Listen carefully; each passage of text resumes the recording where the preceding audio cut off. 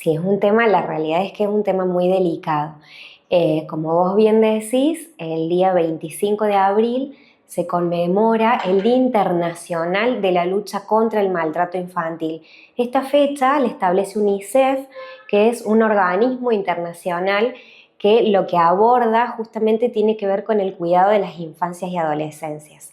Este año en particular, la intención, aparte de dar visibilidad, ¿no?, a esta fecha en particular, que es de algún modo se establece para dar visibilidad a esta problemática, este año lo que plantea UNICEF es la importancia de los adultos poder revisar cuáles son los métodos o los modos que utilizamos para sancionar o para disciplinar a los niños y adolescentes. ¿Por qué?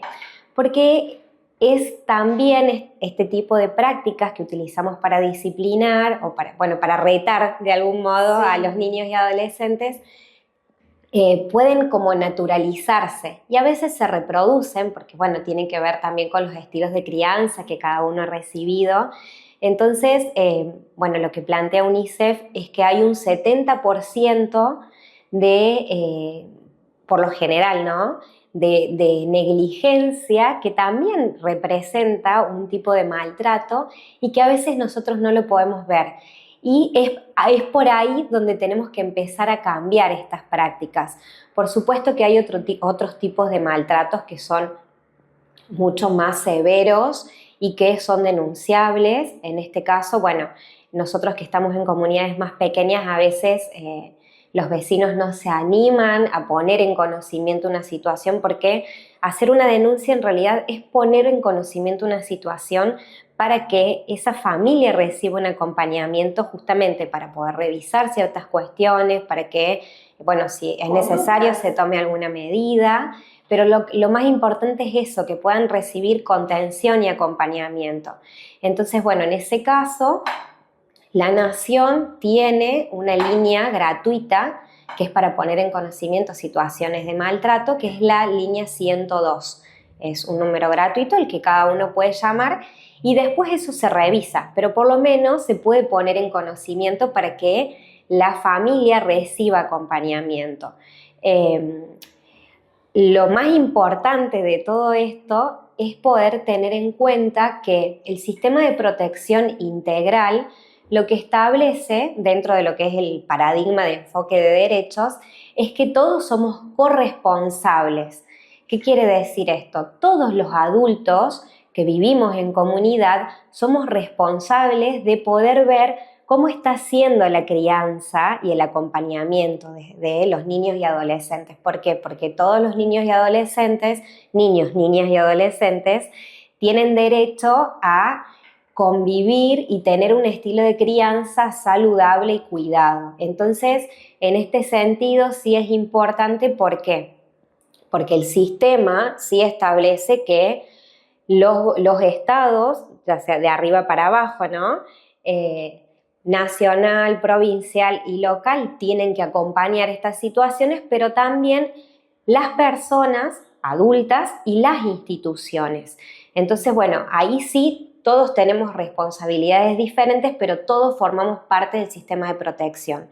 Entonces, en la localidad de Luque, el sistema de protección integral somos todos los adultos y todas las instituciones, y el gobierno local, en este caso la municipalidad, tiene una coordinación de capital humano que sí tiene áreas específicas bajo su cargo, como sería en este caso el área de asistencia, género y familia, que es de la que yo formo parte, y también tenemos un equipo terapéutico municipal, que es un equipo interdisciplinario, que es quien va acompañando todas las situaciones que representen necesidades de acompañamiento para niñas y adolescentes, para el aprendizaje y para estas problemáticas también.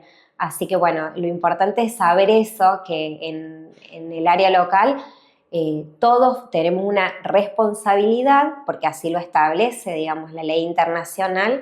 Las comunidades son corresponsables y tenemos áreas específicas para poder acompañar este tipo de situaciones y cualquier situación que involucre a las... Claro. Sí, no solamente maltrato, sino problemáticas, claro, o demandas que involucren a las niñeces y adolescencias. Claro.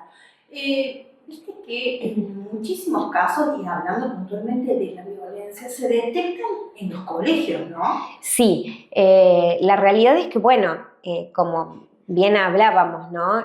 Son los adultos quienes tienen que poner a veces en conocimiento una situación. Las instituciones son las que más cercanía tienen con las niñeces y adolescencias.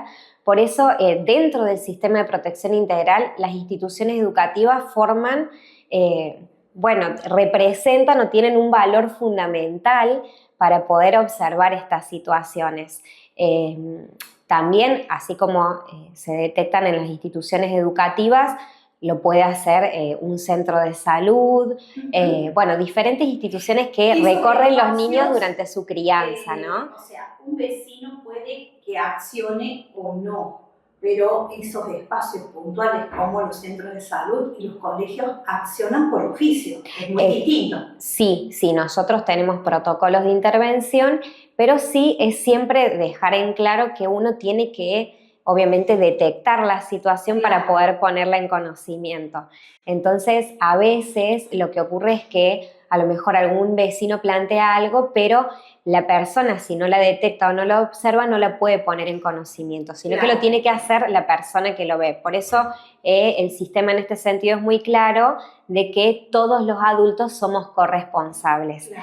¿Qué quiere decir esto? Si en algún momento se detecta algo, un vecino lo puede poner en conocimiento, ya sea en este caso, puede ser en la comisaría local o puede ser llamando al 102, para que se hagan las derivaciones correspondientes y bueno, ahí sí... No es que va a actuar la policía, se deriva así llamamos a un juzgado de familia. Claro, son ellos quienes toman conocimiento y dejan registro de la situación, porque son quienes pueden hacerlo.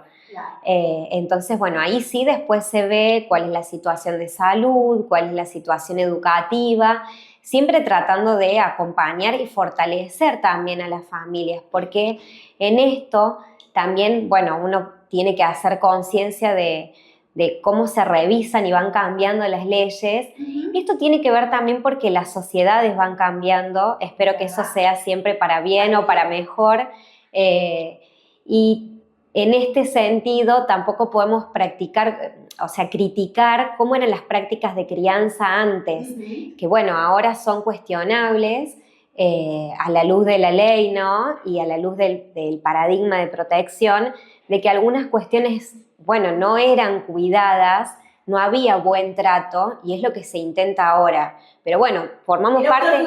Sí, pero también tenemos que reconocer que a veces naturalizamos ciertas cosas. ¿Por qué? Porque tenemos otras edades, otras experiencias de vida, y eso también es algo con lo que tenemos que romper o volver a discutir. Entonces, estamos en una época... creados de otra forma. Totalmente. Pero que no significa que eso... Que no lo podamos cambiar. Sí. No significa que no lo podamos cambiar, pero sí también puede significar que algunos traigamos esas prácticas. Entonces... Tampoco significa que lo que hagamos hoy esté bien. Totalmente. Es como una metodología de prueba y error, ¿no? Es importante poder revisar, siempre revisar si lo que estamos haciendo se acerca al buen trato o no se acerca al buen trato y cómo podemos mejorar eso. Claro. Sabrina, ¿qué pasa?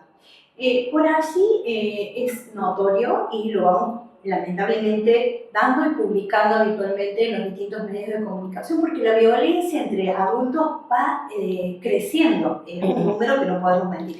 ¿Qué pasa con la violencia contra los niños? ¿También va creciendo o con todas estas ayudas, estas herramientas que tenemos en la sociedad que antes no, se puede decir que esto se va a diferenciar? Bueno, creo que es un tema muy delicado de ver porque a veces estadísticamente no es claro. ¿Por qué? Porque esta violencia que vos decís que se da entre los adultos, por lo general se da, bueno, entre conocidos y familiares y no deja de involucrar a los niños. ¿Por qué? Porque son los escenarios de los que participan los niños.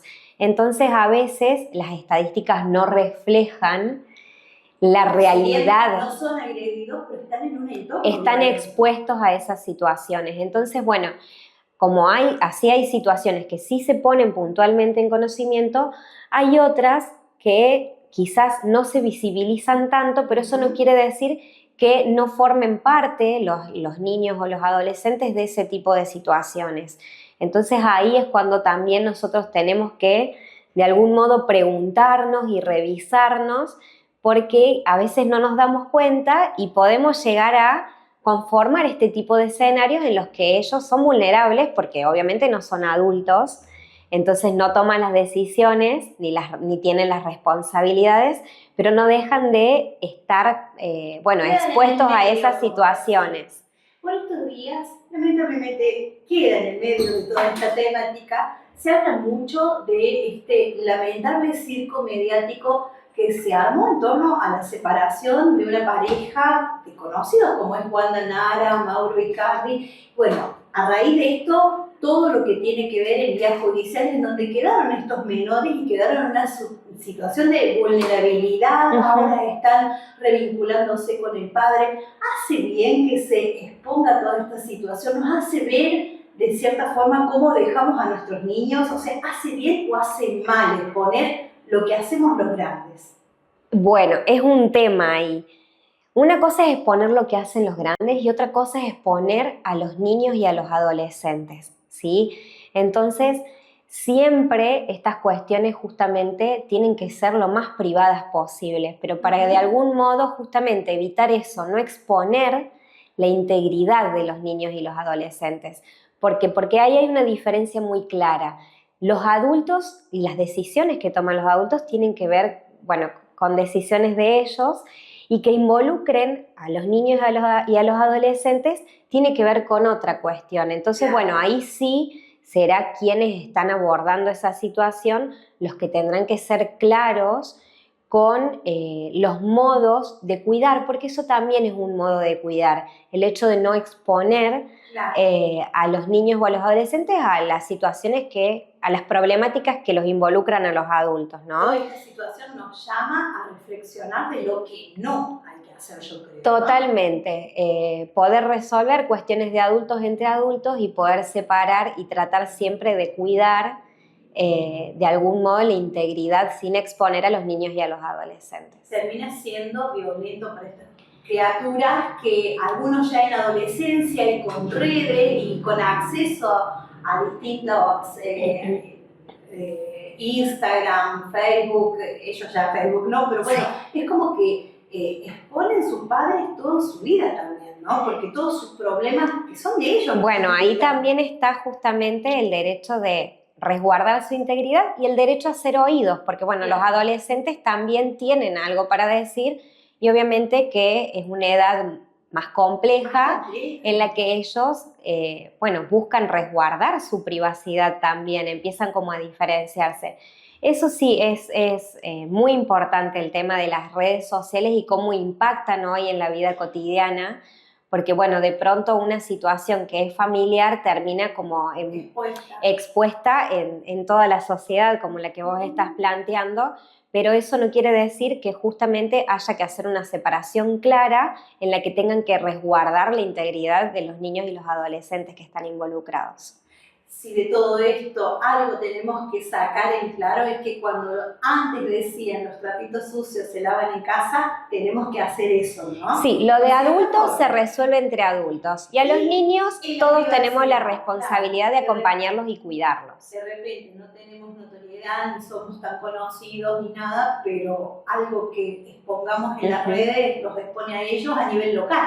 Totalmente. Esto sí es un tipo de maltrato del que a veces no se habla, pero se llama negligencia, ¿sí? A veces uno no lo hace intencional, pero también sí es importante después poder reflexionar y revisar si eso, como decía antes, se acerca al buen trato, se acerca al cuidado o no en la crianza para justamente revisarlo y no repetirlo.